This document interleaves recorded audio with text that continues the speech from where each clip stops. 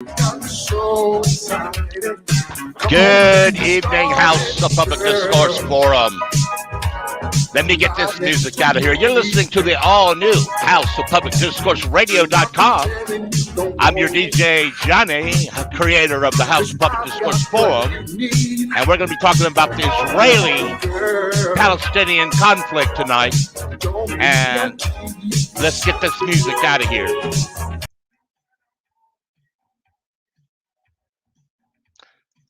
Yes, folks, welcome to the House of Public Discourse. Welcome to the Progressive Talk Zone. That was our radio station, the internet 24/7 House of Public Discourse Radio.com is where you can find it. I've got a very serious topic tonight, something that's been heavy in the news for the last several weeks. Before we get tonight's broadcast going, it's going to be a lengthy broadcast tonight because this issue is not something that can be hashed over in a couple of quick whimsical moments. But before we get this broadcast started tonight, I wanted to bring to attention in the forum that we lost one of our own this past week. Pamela Stichler was someone who I can't even show her picture because she was such a private person. She didn't want to be added to the House admin staff because she was such a private person. But she passed this week, and she had many, many health issues, as I do, and that brought us together, and we both loved the research, and we both love to talk about politics off the camera, so to speak, or off the grid, so to speak. And I miss her very much. And we're going to dedicate tonight's broadcast to Pamela Stichler. I called her Wildfire because she was such a dynamic person. So let's get started with tonight's show.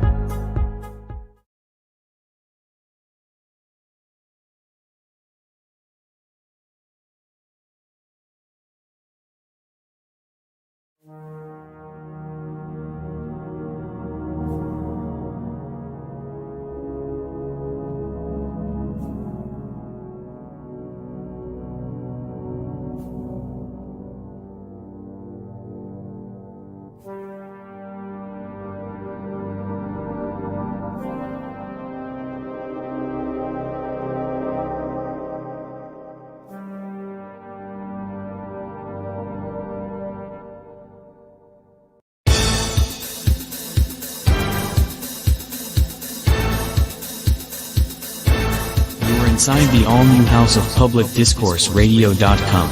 The house is an area in social media where individuals can come together to discuss societal issues, and from that discussion influence political action. Welcome to the house, where our house is your house.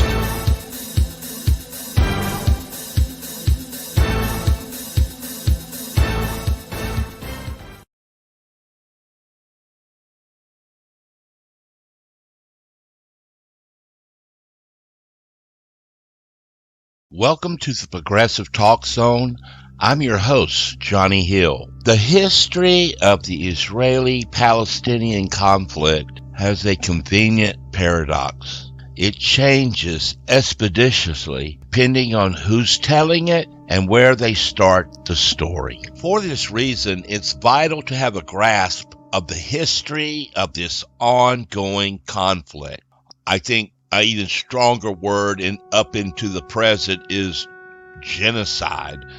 Part of this paradox is from what perspective you present your case, for lack of term. Inevitably, there is an Israeli perspective and a Palestinian one. Our position here in the House of Public Discourse is an American one that proclaims we have had enough of funding this never-ending Middle Eastern feud. America is fed up with Israel, and recent polling bears this reality out, folks. Recent surveys reveal significant changes in the American psyche concerning this human rights nightmare that's been going on and on and on. To coin a Republican phrase, go fend for yourself has been the order of the day for the Palestinian people.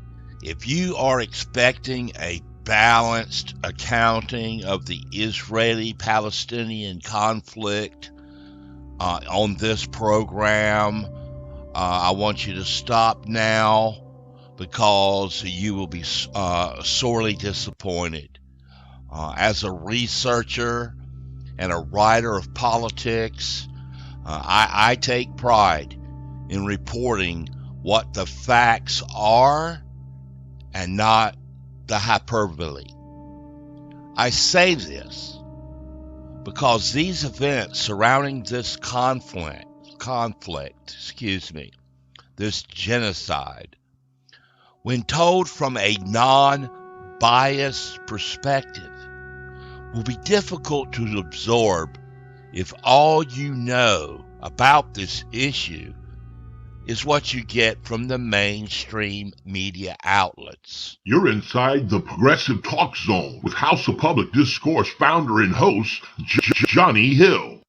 Granted, the American people have strong opinions about this conflict one way or the other. I understand that. We get that. However, opinions do not equate to facts. I'd like to say that again. Opinions do not equate to facts. In my years of teaching myself broadcast journalism, blogging, writing, the one thing that I had to learn myself were opinions do not equate to facts. For anyone to claim that there is or ever was balance in this conflict, he or she is either misinformed or in some kind of complete denial.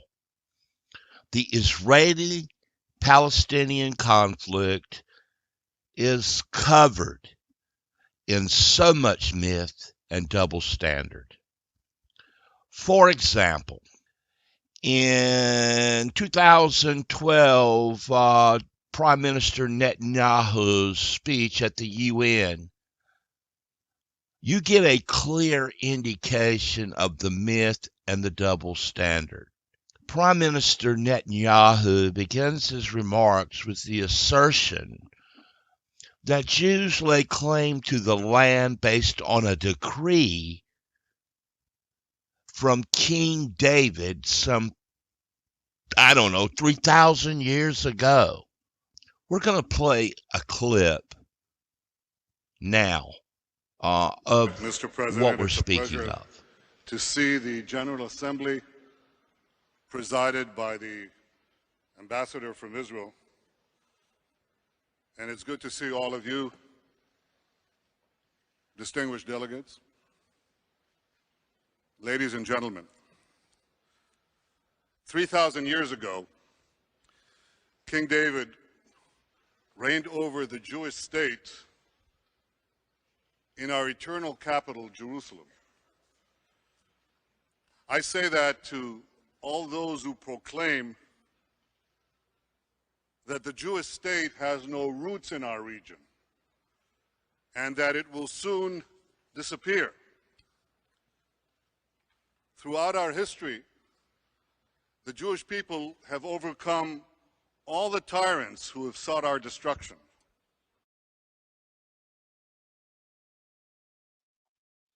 Yes, once again, we hear Prime Minister Netanyahu using the Bible as a basis for ownership of land. We're going to move on to our next clip. This is about 15 minutes long, something I worked on all day today.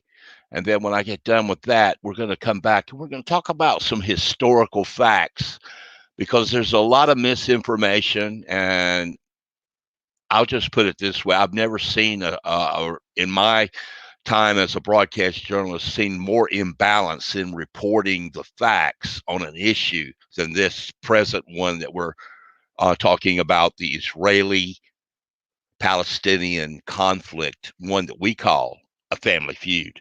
Again, with Israel, we are the good guys and they are the bad. We are the cowboys and they are the Indians. What's interesting about this double standard is in creating land for one group of people, the Jews, we created refugees out of another, the Palestinians.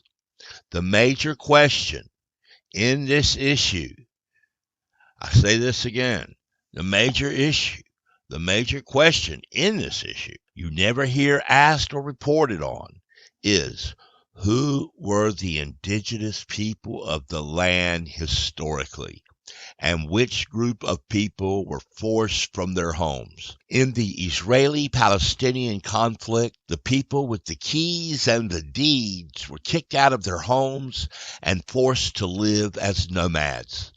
Our source explained there are Palestinians still living today who can show you where their family living area, family farm, was, which is now an Israeli highway. The key point we're trying to get across here at the present moment is the reality is a small group of people denied rights to a large group of people, and with such a case, self-evident, violence is a given, conflict is a given, civil injustice is a given. This conflict is the granddaddy of all double standards. In the 2012 UN speech, for example, Prime Minister Netanyahu relied on the Bible account of King David as the Jews' claim to heritage. However, many researchers and academia, through exhaustive study, question if he ever existed. Now, I don't want to get into religious back and forth here about do you believe in God or do you not believe in God. That is a personal, private choice, and that's not what we're talking about here. But let's be real. Using the Bible as a source in the Middle Eastern Gaza-Palestinian conflict is nothing more than using the Bible and weaponizing the Bible to use to kill and slaughter and create genocide on a group of people. King David, to many, is nothing more than a Jewish myth. To many in America and in this House of Public Discourse, there are people who have real reservations whether God even exists. And that's not the debate that we're having right now. That's not the conversation that we're having right now. The bottom line, we've got a leader in a political environment using a religious text as a basis to kill people. Quoting the Bible may work fine in some circles, but in this world today, quoting the Bible as a source of authority is nothing more than dominionism. that we have been following in our House of Public Discourse for quite some time. We wrote an article, The Counterfeit Promise of the Dominionism Doctrine. And what you're seeing, Netanyahu is a dominionist, even though he's a Jew. George Bush was a dominionist. Recently, Mike Pence, the Vice President of the United States, or former Vice President of the United States, was a dominionist. Rick Santorum is a dominionist. We report this because archaeologists have dug up the Holy Land trying to find evidence and have turned up nothing on this great King David of the Bible. Now, as all Christians know, we're taught to have faith in what we cannot see. That's been a hard one for me. I will admit it's hard for me not to believe something that I can't physically see. But I will caveat that by saying I grew up in church. I grew up in the Methodist Church, even though I have come to understand that the Methodist Church teaches fake, man-made doctrine. If someone was to ask me what my religious indoctrination would be, I'd have to say I'm a Methodist, from the Wesley thought. But I find I find much wrong with what I see there and in Southern Baptists and in this whole evangelical craziness. And I'm not trying to ease off into religious banter here, but this religion is connected to this issue, deeply connected to this issue. Here is the reality right now, this minute. Palestinians are being kicked out of their homes and forced into exile by the use of force in order to prove that this mystical figure existed. Now, that's a Palestinian point of view. But it's also one that begs the question, should we be using the Bible as a source for some kind of ownership of land? I don't think so. But we all have our own opinions on that. Does the Jews and Israel have a right to exist? Yes, they do. But look at their behavior, and that's what we're going to talk about later on in this broadcast, is the behavior of the Israeli government backed by the military-industrial complex of the United States. America's attitude is changing on the, and I really truly believe America is fed up with Israel. Now in the present, well, it's not the present. It's just happened a couple of years ago. I don't think I want to revert you back to the what I call the 47 traitors from the Republican Party who clamored, who were, they are always clamoring for war. Once again, war propaganda is American tradition.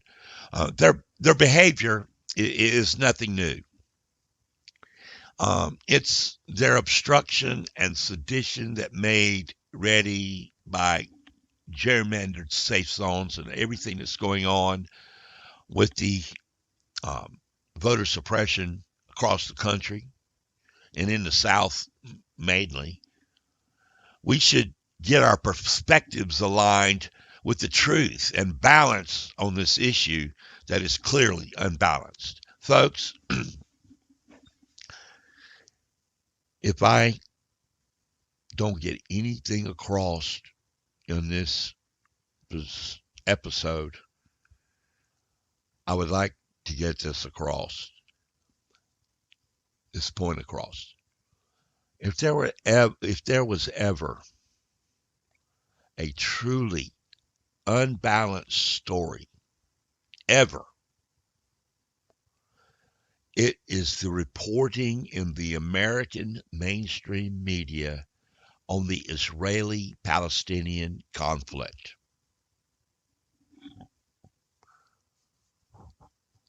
Many feel it's way past time for America to revisit its foreign relations with Israel. This relationship and the need for support from the Jewish lobby has driven U.S. policy in the region long enough.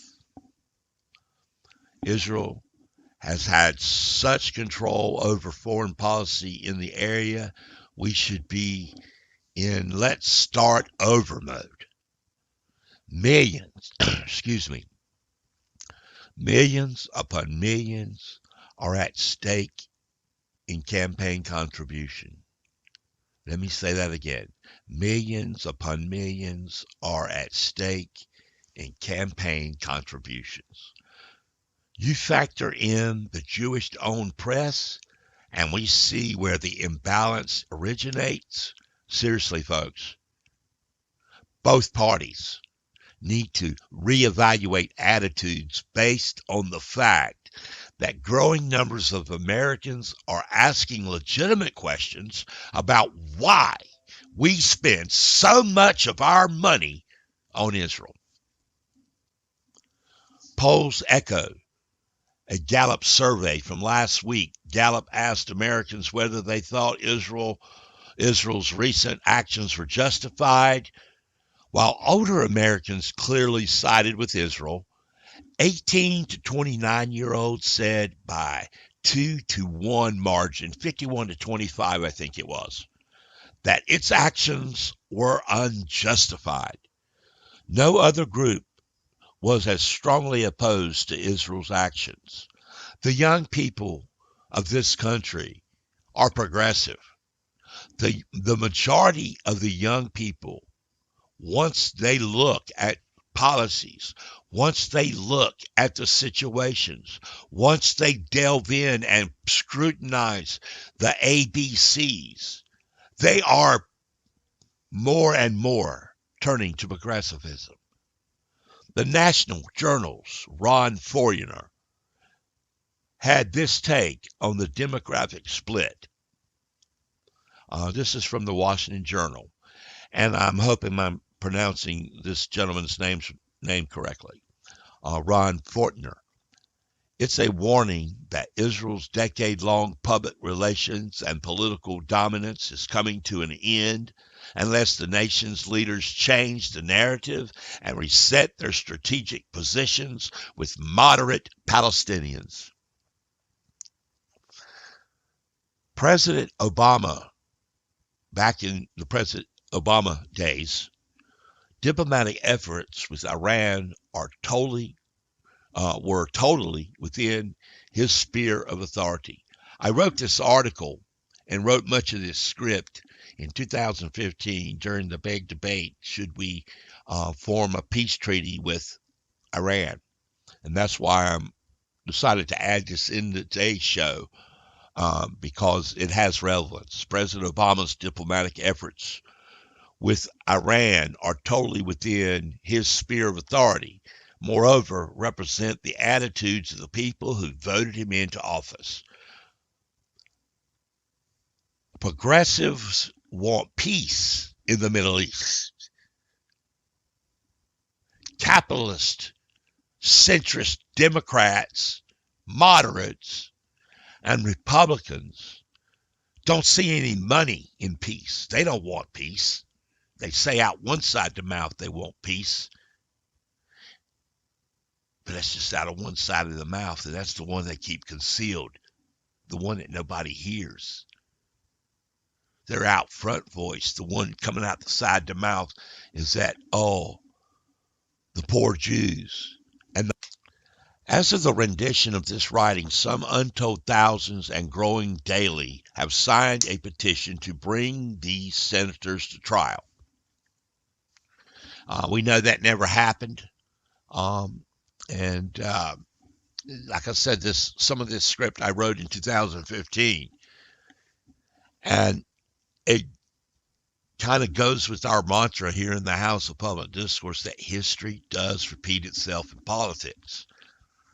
And there's no issue on the planet where history repeats itself more than the violence in the Middle East.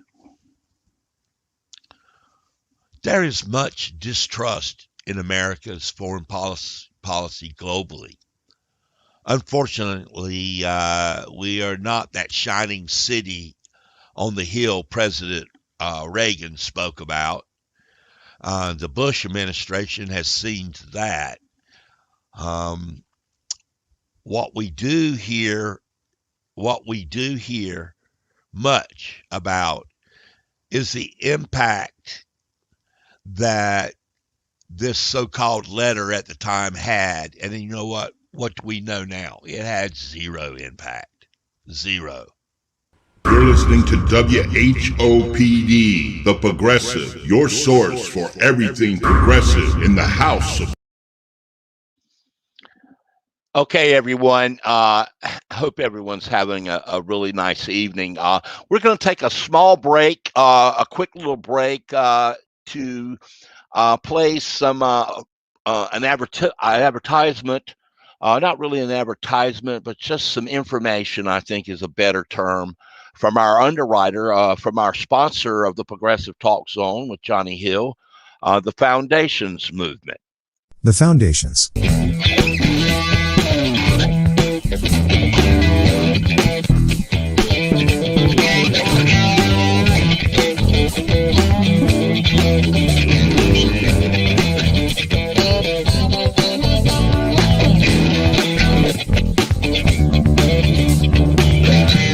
The Foundation Movement.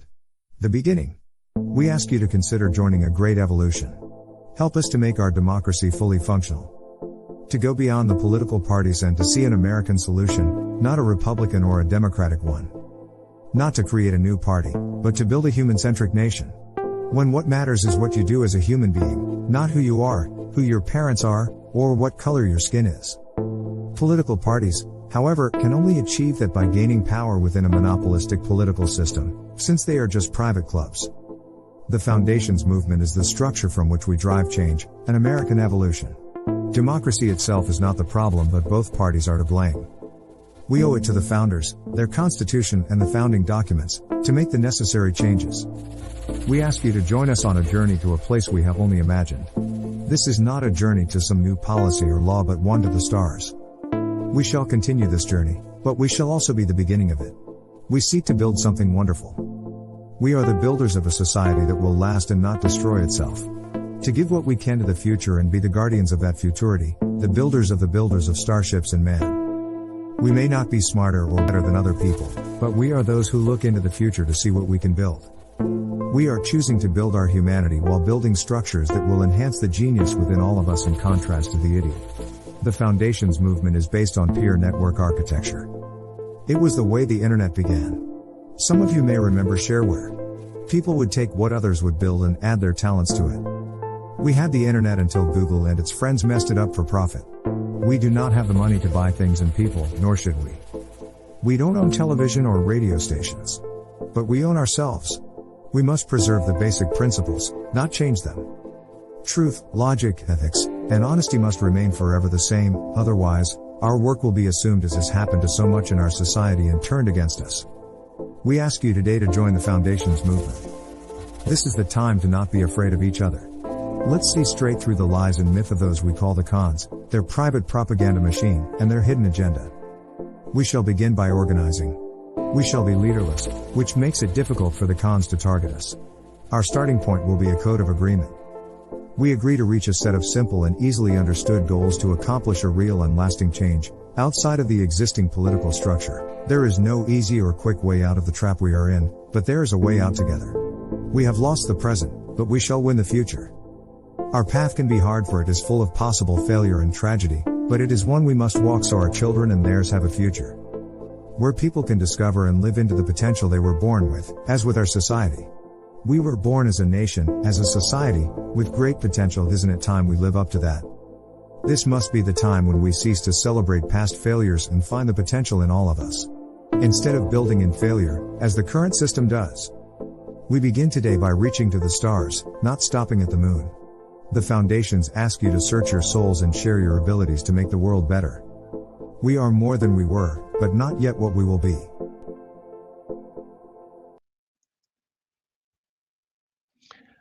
Yes, folks, the Foundations Movement, sponsor of the Progressive Talk Zone with Johnny Hill. We want to welcome everyone to the program again tonight. If you're just getting here, we are broadcasting live on YouTube tonight, and I am learning. I'm new to this ball game, live streaming, and I find with my studio, when I go live to YouTube, it doesn't do this react the same way with Facebook. But we will be rebroadcasting this live broadcast when we get the chance. The next thing I want to talk about is a little history here. And when it comes to the Israeli-Palestinian conflict, I got a real nasty comment from someone who called me a dumbass and says it's ethnic cleansing. We know it's ethnic cleansing. We know it's a genocide. Okay, we know that. But it's a conflict. It's a human conflict. It's a conflict that has a never-ending story, and we want to go over some of that. And it's very, very dry, practical, and factual stuff, which is something that we should recognize. This is a very long and drawn-out affair. But let's get right into it. What would happen if you created a place of refuge for a persecuted people in a location where another group of people already lived? This question is the root of the ongoing struggles and tensions and death in the area known as the Holy Land or the Middle East.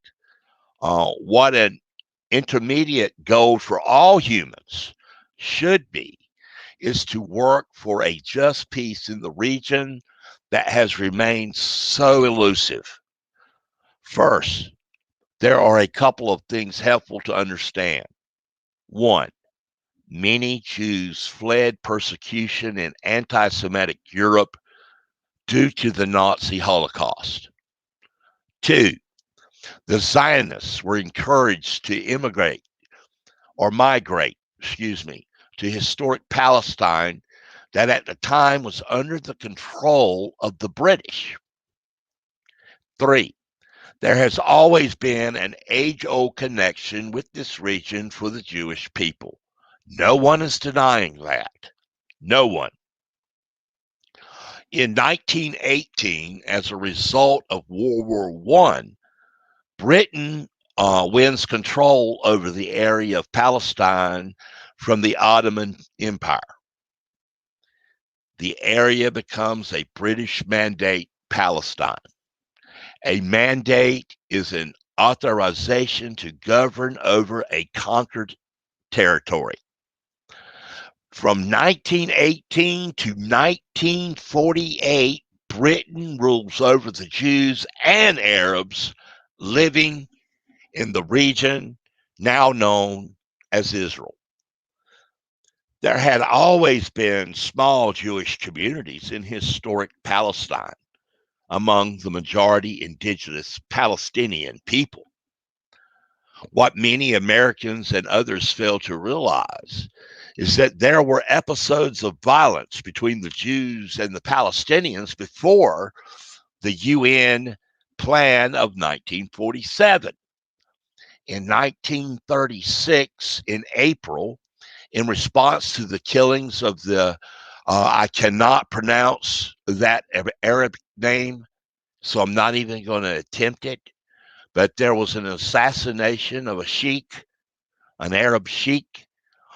British Mandate Palestine began the Great Arab Revolt, causing intercommunal violence and the seizure of a shipment of illegal arms destined for the Jewish State Defense Force. The revolt lasted until 1939, which is 3 years, when the British, in part to obtain Arab support for the recently erupted war with Germany, banned most land sales to Jews. That's in 1936. So even then, both the Jews and the Arabs and the Middle East, this area, this never-ending family feud, and we're going to get to that later, why I call it a family feud, has been used for political purposes. The United Nations plan in 1947 suggested there be a partition of the British Mandate Palestine into 2 separate states, one for the Jews and one for the Arabs. The Zionists accepted the plan for tactical and strategic reasons. Palestinians considered the proposal unrepresentative of the democratic distribution of Jews and Arabs living in Palestine at the time, and so rejected it. This is in 1947. This UN plan offered the majority of the land to the newly imported Jewish immigrants, which declared itself the State of Israel, and thus the indigenous Palestinian people's whole system of things was turned upside down. Upside down. The Palestinians rejected this plan in its entirety. Several Arab states invaded the new state of Israel. After all the fighting, Israel took control of over 78% of historic Palestine. Some 700,000 Palestinians either fled or were expelled. When many of these now refugees tried to return to their homeland, they were permanently barred by the Israeli government, effectively making the Palestinians second-class citizens in their former homeland. Today, these people number in the millions. I want to say that again. Today, these people number in the millions. They have resettled in the West Bank, Gaza Strip, Lebanon, and Jordan. Palestinians have spread themselves throughout the world, with many still living in refugee camps, like nomads. In summary, one group of refugees found a much-needed home. However, in the process, a new group of refugees was created. And I think that is a major point in this whole issue. And I'm going to restate it again so that, like Bernie Sanders says, let me be clear here. In summary, one group of refugees found a much-needed home, the Jews. However, in the process, a new group of refugees was created, the Palestinians. Here's the second thing to understand. Israel was founded as a Jewish state. But ask yourself, what does that mean? People have lots of ideas what a Jewish state should look like. Some called for equality for all citizens. But what was created in practice was institutional discrimination against non-Jews. In other words, Israel ended up being built on the blueprint of exclusion. The newly formed Israeli government clamored for maximum land and resources for its citizens, but not for the Palestinians who lived there. inside Israel, Jews got special privileges, including rights to land and housing that is denied to Palestinians. Palestinians make up 20% of Israel's current population. Let me restate that. Palestinians make up 20% of Israel's current population. Another issue is that Israel has yet to define its borders. There were these so-called armistice lines of 1947. I have a very long, exhaustive video about that armistice agreement, and I'm not going to bore you with it in this live broadcast. Let's move on to the year 1967, the Six-Day War. In what Israelis call the Six-Day War, Israel conducts a preemptive attack against Egypt and gains control over territory formerly controlled by Egypt, Syria, and Jordan. Israel gains control over the Sinai Peninsula and the Gaza Strip from Egypt, the Golan Heights from Syria, and the West Bank and East Jerusalem from Jordan. In 6 days, Israel roughly triples the size of the territory under its control. Israel begins establishing, and remember, folks, all of this was accomplished with made in the USA weapons of mass destruction. In 6 days, Israel roughly triples the size of the territory under its control. Israel begins establishing settlements in Gaza, the Sinai Peninsula, and the West Bank, which right-wing Israelis refer to by the biblical names Judea and Samaria, and consider the biblical lands of the Jewish people. In response to the war, the UN Security Council passes Resolution 242, which calls for the withdrawal of Israeli armed forces from territories occupied in the recent conflict. In official UNC languages other than English, the article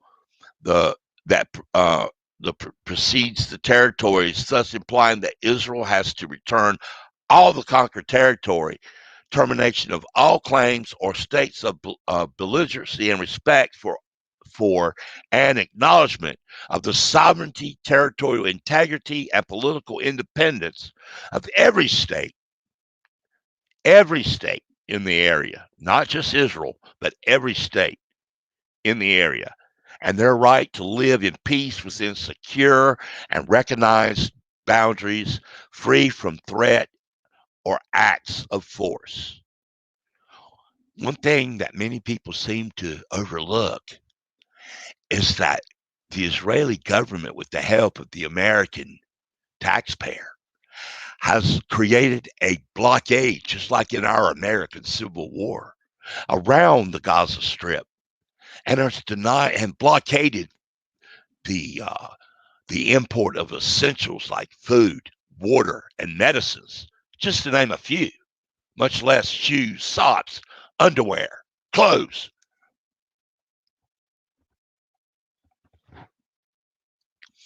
Since that time, Israel has built Jewish-only cities in the occupied West Bank, supplying them with infrastructure such as roads, army camps, schools, and even a college. As noted in the aforementioned UN Resolution 242, military occupations are meant to be temporary. But after 40 plus years, this one looks permanent and is entirely unjust, folks. In the West Bank, Israelis and Jewish settlers live on the same land, but live under two separately and unequal sets of laws. The Jewish settlers control the natural resources, including water and agricultural lands. What is even more disheartening is this policy and behavior is backed by the Israeli army and the United States government. To maintain the occupation, Israel has demolished thousands upon thousands of Palestinian homes, orchards, farms, and confiscated Palestinian land. They have bombed civilian populations in Gaza, just like we've seen going on this past couple of weeks, and punished resistance with raids, arrests, assassinations, all to gain maximum land while making life so difficult for Palestinians that they will either leave or be too weak and afraid to fight back. The Palestinians have fought back. They've fought back by throwing some rocks at some American-made tanks. They have managed to smuggle some rockets from Hamas into the Gaza Strip through those tunnels that they use mainly for food, water, and essentials like medicine and socks and underwear. That's what them tunnels are for, not specifically to bring weapons of mass destruction in so they can go bomb, drop a few rockets on Israel. They're defending themselves as well. Yes, Israel has a right to defend themselves, and the Palestinians have a right to defend theirs. For decades, the Palestinians tried to achieve national liberation through armed struggle. Some groups still do. However, the majority of Palestinians today support traditional protests, just like Black Lives Matter. Okay? Let me be clear. The majority of Palestinians today support traditional protests. The profound and harmful control, repression, and violence has proven to be more detrimental to Palestinians still living under occupation. That brings to mind Reverend Martin Luther King's speech about riots are the language of the unheard. And I think that applies very much to the Palestinian people here today. Riots, protests, throwing rocks at tanks, speaking out is the mechanism of the unheard. And there's no people on this earth more unheard than the Palestinian people living in Gaza and the West Bank. Now that you have an understanding of the problem, what are the solutions? And that's what really matters. That's what matters to us here in the House of Public Discourse. This is what should matter to every viable, concerned, progressive soul out there. Now that you have an understanding, let's see, what is the solution? About 2 decades of U.S.-backed peace talks, the situation is worse. Let's get that out there. The U.S. and their peace talks and blase have been a horrific failure. Hindsight 2020 tells no lies. The U.S. has helped the Israelis maintain their illegal occupation. Let's be clear. The United States of America has helped the Israelis maintain their illegal occupation of the Palestinian people. We have seen years of talking, and in the backdrop, Israel expand its building and presence in the occupied areas. There has been a redrawing of the map. Peace talks are good if they are real, but not when they are fodder to mask a land grab, which is exactly what's been going on. So now what? The bottom line is the U.S. has been a terrible friend to the Palestinian people, enabling the destructive behavior by funding the Israeli military, which is the biggest recipient of U.S. foreign aid in the world. I'm going to try to play this video. I don't know if I'm going to be able to pull this off or not. I'm going to sure try. It's a video from the Israeli people, and it basically says, and what they're basically saying is that they're not seeing the money, all the tax money that's going to their country from America. So we're going to play this clip and see if we can pull this off. You can make lots of arguments for or against foreign aid, but the one argument that is almost impossible to make is that it helps Israel's economy to grow. In the 1950s and 60s, Israel was growing more or less at the rate of Hong Kong and other countries, which continued to grow afterwards. Israel stopped growing.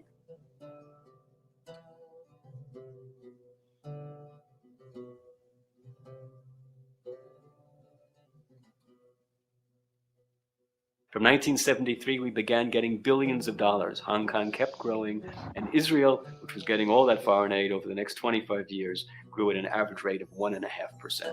Foreign aid did not help the Israeli economy to grow.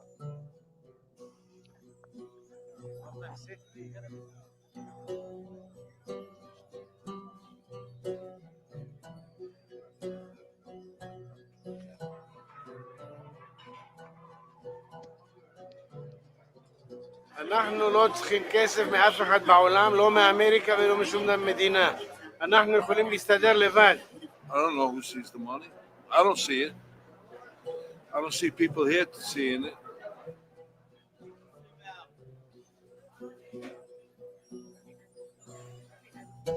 Israel is required to spend $2.25 billion of the $3 billion in the United States, buying equipment which is sometimes less good and more expensive than Israeli equipment.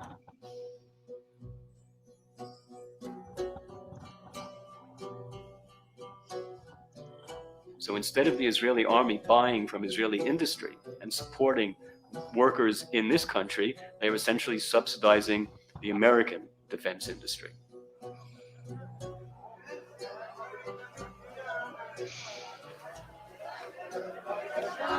When we take money from America, we're actually strangling our own economy by forcing money and forcing jobs to be given to the United States, where we could actually be helping our own defense industry by building weapons and making weapons here with Israeli money.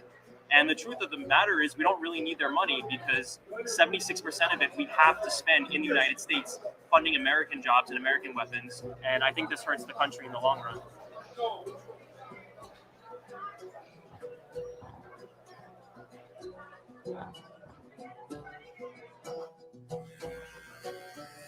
מה שבחוץ לארץ, באמריקה, מי שנותן לך כסף הוא קובע לך מה לעשות פה.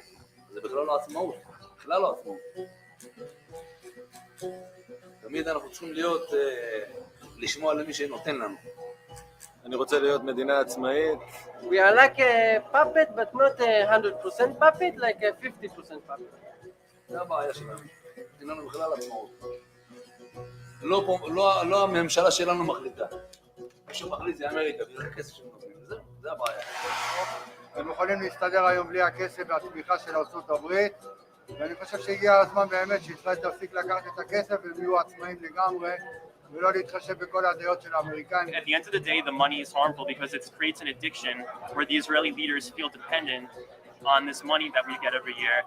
אבל כל האינטרס שלהם שהם נותנים לנו כסף, זה לא שהם אוהבים אותנו, אלא זה משנאה שהם שונאים אחרים. כן? זהו, הכסף הזה, זה עולה לנו הרבה כסף, עולה לנו בבריאות, עולה לנו בהמון דברים לא טובים, שקורה לנו פה במזרח התיכון. Sometimes America make things that Israel don't like to do it. They give us money and they tell us to throw our own people out of their homes. And we do it because of the aid that we get, which doesn't really help us. And they force us to do things against the government. אנחנו לא רוצים שום דבר מאמריקה. זה הכל. הגיע הזמן שהם יהיו עצמאים.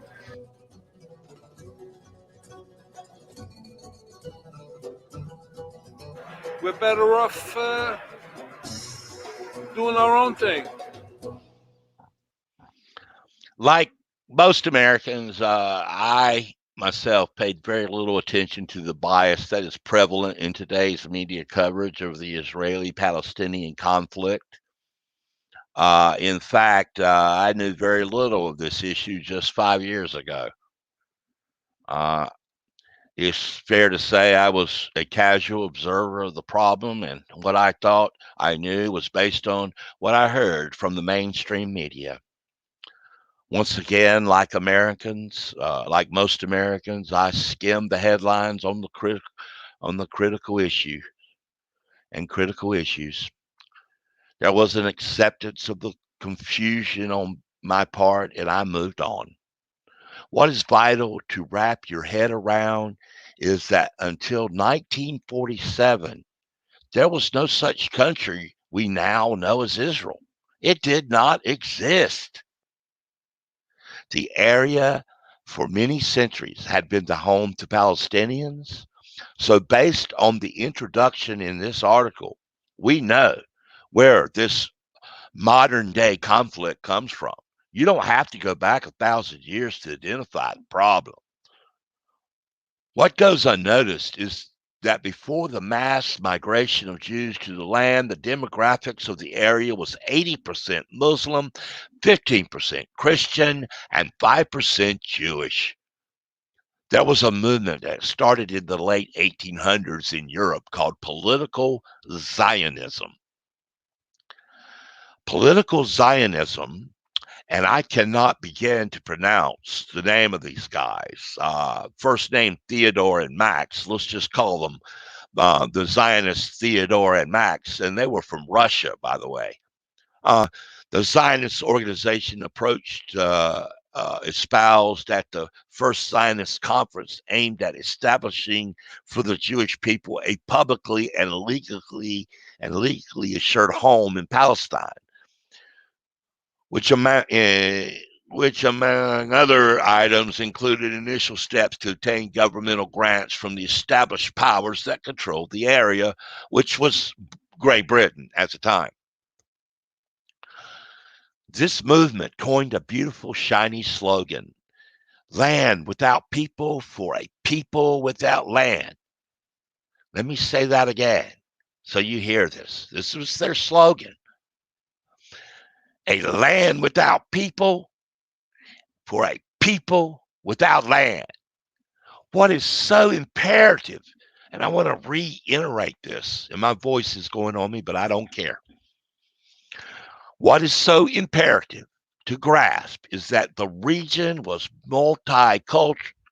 multicultural area, and for the most part, people were living and practiced their religions harmoniously. In a nutshell, political Zionism advocated that there needed to be a Jewish state somewhere in the world.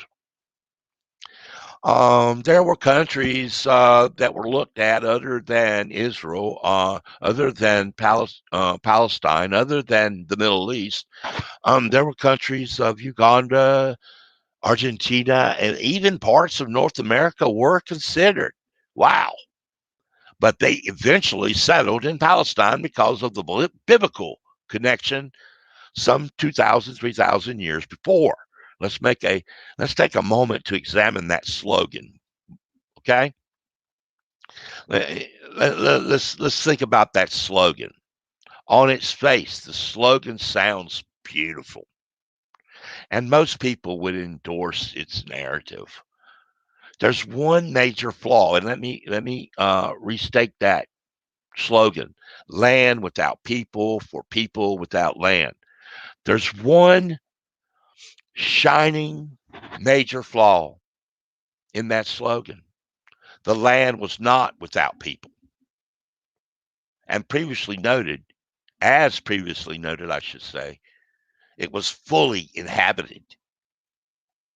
One of the early Zionists who ventured into the area wrote back to his family stating, and I have the source for this letter. I just can't show it for you now. I have it embedded in one of my articles that I've written. Sadly, nevertheless, the migration began in earnest by Zionists to Palestine to create a Jewish state, as the history has shown throughout the sands of time. Indigenous people do not greet their colonists with open arms. Does cowboys and Indians ring a bell, folks?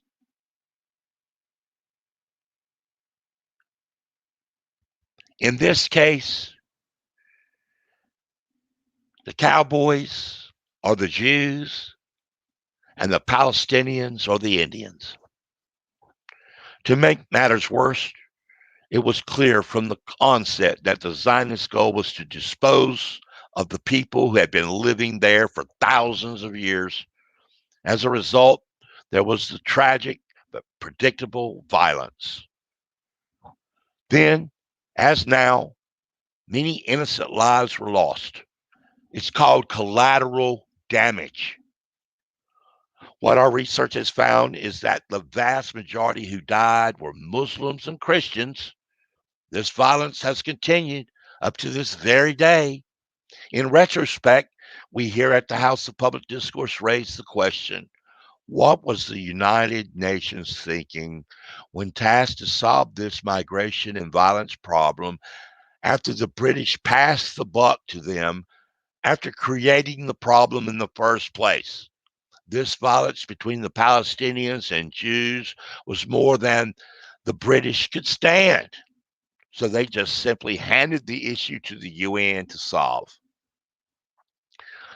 The United Nations at this point had the option of affirming a bedrock principle of democracy, which was a self-determination of peoples, or they could revert to a medieval version where an entity gives someone else's land away or divides it in half. Sadly for the world and everyone in the region, instead of affirming the right of self-determination of people in which the people choose a course of action, the UN recommended the aforementioned partition plan of 1947. The plan suggested that half the area be made a Jewish state and the other half a Palestinian one. The plan was a coerced plan from an outside agency, the UN. As with any problem of this magnitude, there is a strong need for compromise.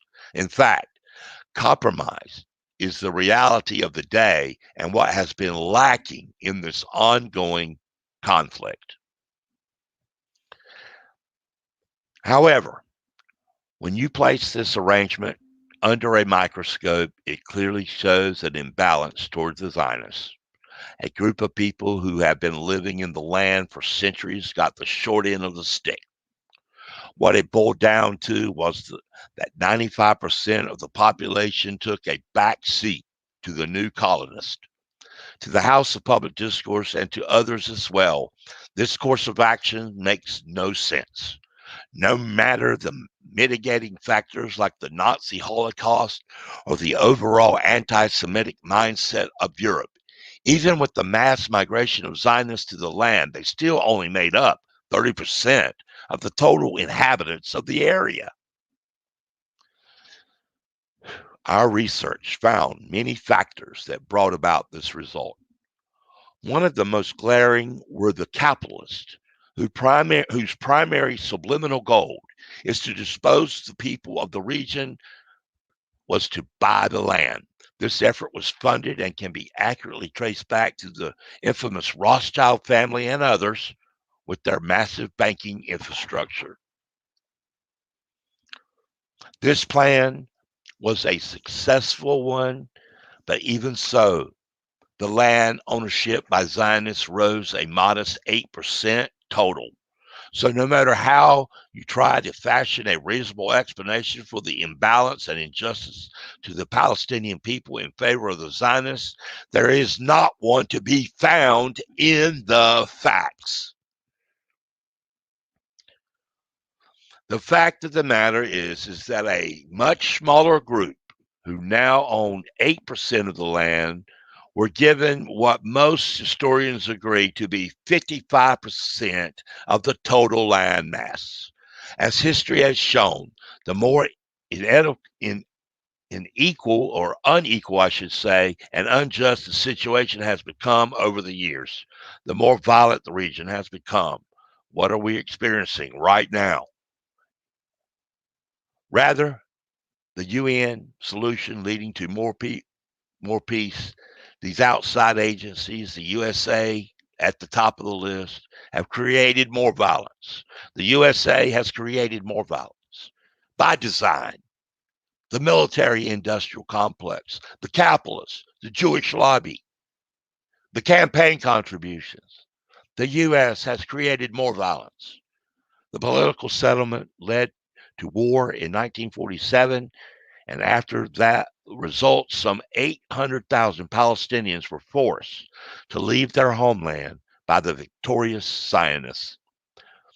What went unreported in the American media were the massacres levied by the Zionists on these now refugees. What went unreported in the American media were the harsh and humane conditions this political arrangement brought to the Palestinian people. Our research found many of these atrocities occurred even before Israel declared its independence. So the narrative played out in the American media of 5 Arab countries besieging this little helpless country now known as Israel is inaccurate, disingenuous, and is a prime example of the definition of propaganda. What went virtually unreported in the American media was the ethnic cleansing going on inside Israel before the first Arab nation attacked. I want to thank everyone for joining me tonight here in the Progressive Talk Zone. We've been on the air now for a good over an hour, so we're going to take a break and we're going to leave this. There's much more to go on and talk about in this situation. We want to thank the Foundations Movement for being the sponsor of our show tonight. I want to thank Rich Romine for his diligent help. I want to thank Judith and the whole House of Public Discourse admin team for your help. And we're going to end tonight's program with a little 15, 30-minute clip from the Foundations Movement. The Foundations.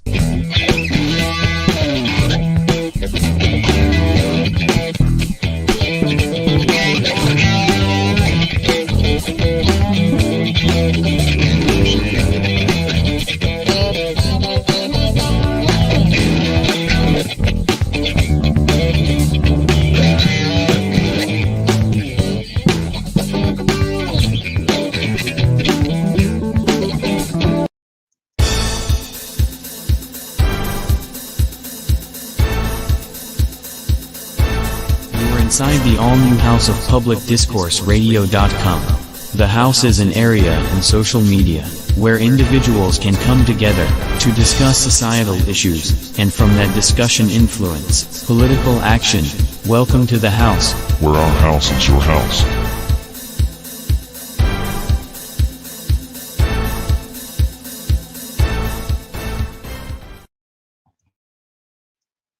Good night, everybody. Love y'all. Love the House of Public Discourse. You've been inside the Progressive Talk Zone with your host, Johnny Hill, right here on the all-new House of Public Discourse Radio.com, inside the House of Public Discourse Forum on your Facebook page.